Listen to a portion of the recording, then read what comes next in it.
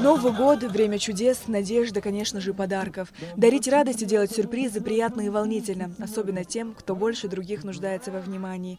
Каждый год Национальная туристическая компания «Абхазия», благотворительный фонд «Детский мир» и Всемирный Абхазо-Абазинский конгресс устраивают праздники ребятишкам из многодетных и малоимущих семей. У главной елки страны, в столице, для 36 детей из Гагрского района была организована праздничная программа с участием Деда Мороза и Снегурочки. Проведены веселые игры, конкурсы с хороводами вокруг новогодней красавицы. Каждому ребенку были вручены сладкие подарки. В этом году было принято решение Новый год встретить в столице, в Сухуми, а так различные поездки и в Сочи, в цирке, Красная Поляна, Рица и так далее, и так далее. Вот. А сегодня приехали, были в этнопарке Апсны, посмотрели, побывали в парке Славы.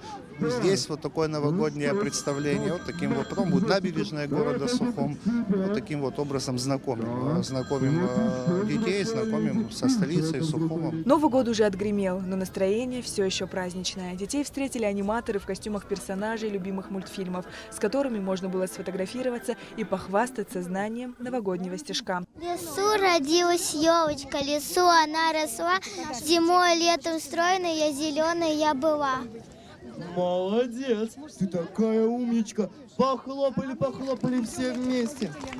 2021 год, год пандемии, выдался тяжелым и для взрослых, и для детей. Любимый праздник Новый год особенно ждут дети, которые наивно и искренне верят, что взмах волшебной палочки или посоха Дедушки Мороза решит все их беды и исполнит самые заветные мечты. Дети с большим воодушевлением восприняли это мероприятие. Мы должны были до Нового года сделать, но кто-то приболел, как-то, в общем, были причины, и мы не смогли. Они очень ждали, звонили и уточняли, будет ли мероприятие точно, потому что такие условия жизни немножко сложно, и не часто в их жизни происходят такие праздники.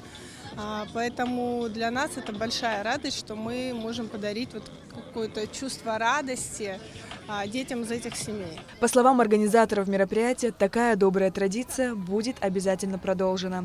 Сария Кварацхеля, Лаура Капш, Арина Агухава, Абхазское телевидение.